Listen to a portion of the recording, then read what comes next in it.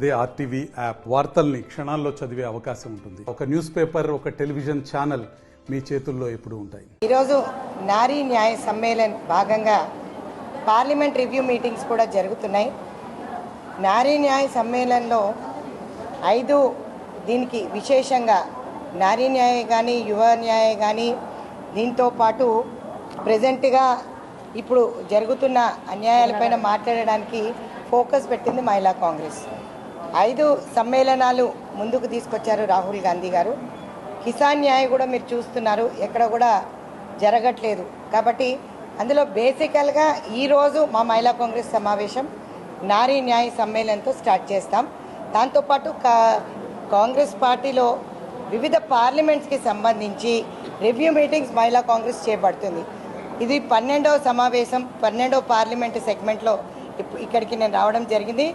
దీంట్లో భాగంగా మండల్, బ్లాక్, బూత్తో పాటు విలేజ్ కమిటీస్ అంటే గ్రామ కమిటీలు కూడా ఎంతవరకు వచ్చాయి, ఇక్కడ కూడా కాంగ్రెస్ పార్టీ జెండా మళ్ళీ పార్లమెంట్లో కూడా రెపరెపలు ఆడాలి అని చెప్పేసి మేమందరం కూడా మహిళా కాంగ్రెస్ పాత్ర చాలా కీలకమైనది.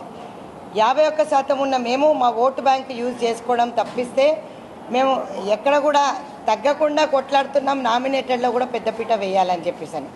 సో ఈరోజు ఇదే కాకుండా మహిళల పైన చూపిస్తున్న వివక్షనే కానీ బీజేపీ పార్టీ 33% రిజర్వేషన్ పార్లమెంట్లో ప్రవేశపెట్టిన తర్వాత దాన్ని డీలిమిటైజేషన్ అని, కాస్ట్ సెన్సస్ అని చెప్పి ఆపడం జరిగింది.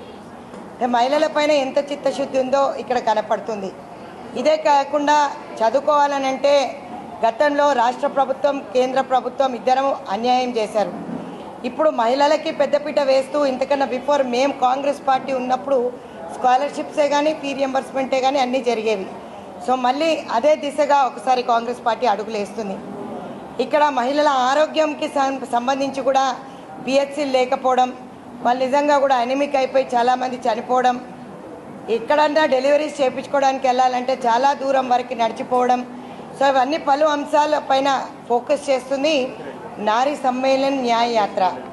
సో ఈ న్యాయ యాత్రకు సంబంధించి రాహుల్ గాంధీ గారు తిరుగుతున్నప్పుడు చాలా విషయాలు వారి దృష్టికి వచ్చాయి. సో దీంట్లో భాగంగా మేము చెప్పాల్సింది ఏంటంటే మహిళలకు సంబంధించి చాలా విషయాలు ఏవైతే నేను చెప్తున్నానో ఇంటికి సంబంధించే కానీ, రాజకీయ రంగానికి సంబంధించే కానీ, మా మెడికల్ సంబంధించే కానీ, ఎడ్యుకేషన్కి సంబంధించే కానీ ఎక్కడ కూడా చాలా వరకు రాజకీయ రంగంలోనే కానీ లోటుపాట్లు కనపడుతున్నాయని చెప్తున్నారు. సో రాహుల్ గాంధీ గారు మహిళలకు పెద్దపీట వేయడమే కాకుండా మీరు చూసినట్టయితే ఓటింగ్ రైట్తో పాటు పంచాయతీరాజ్ ఎలక్షన్స్లో లోకల్ బాడీస్లో 50% తేవడం కూడా కాంగ్రెస్ ఘనతనే. రాబోయే కాలంలో 33% రిజర్వేషన్ కూడా బీజేపీ, బీఆర్ఎస్ అయితే ఎట్లా ఇంప్లిమెంటేషన్ చేయరు. పేరుకి మాత్రం అన్నీ పెడతారు. కల్వకుంట్ల కవిత గారు మాట్లాడుతూ 33% ఇంప్లిమెంటేషన్ చేయాలన్నది.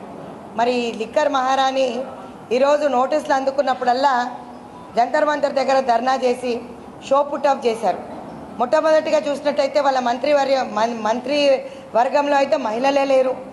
రెండోసారి ఇక్కడి నుంచి పోయిన సబితా ఇంద్రారెడ్డి గారే కానీ, సునీత లక్ష్మారెడ్డి గారే కానీ, టీడీపీ నుంచి వచ్చిన సత్యవతి రాథోడ్ గారే కానీ వీళ్ళందరూ కూడా లీడర్స్ని కాంగ్రెస్ పార్టీ తయారు చేస్తుంది.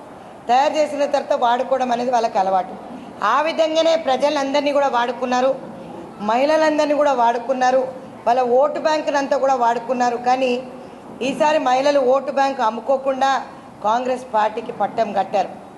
అయినా కూడా మేము బయట నుంచి తీసుకొస్తున్నాం డబ్బులు, పెట్టుబడులు బయట నుంచి తీసుకొచ్చి ఈరోజు ఎక్కడ కూడా ఏ పథకం ఆపకుండా నడిపిస్తున్నాం. 10 లక్షల ఆరోగ్యశ్రీయే కానీ, 500 సిలిండరే కానీ, బస్ ఫ్రీయే కానీ ఈరోజు మహిళలందరూ కూడా రేవంత్ రెడ్డి గారితో పాటు సోనియా గాంధీ గారిని ఆశీర్వదిస్తున్నారు. ఎందుకు ఆశీర్వదిస్తున్నారు? పేద ప్రజల కోసం పెద్దపీట వేసింది కాబట్టి. రాబోయే కాలంలో ఫీ రియంబర్స్మెంటే కానీ, స్కాలర్షిప్సే కానీ, ఉద్యోగాలకే కానీ ప్రతి దానికి పెద్దపీట వేస్తుంది కాంగ్రెస్ పార్టీ. మరిన్ని వీడియోస్ కోసం ఛానల్ ని సబ్స్క్రైబ్ చేయండి. లేటెస్ట్ అప్డేట్స్ కోసం వాట్సాప్ ఛానల్ ని ఫాలో చేయండి. అండ్ లింక్ డిస్క్రిప్షన్ లో ఉంది.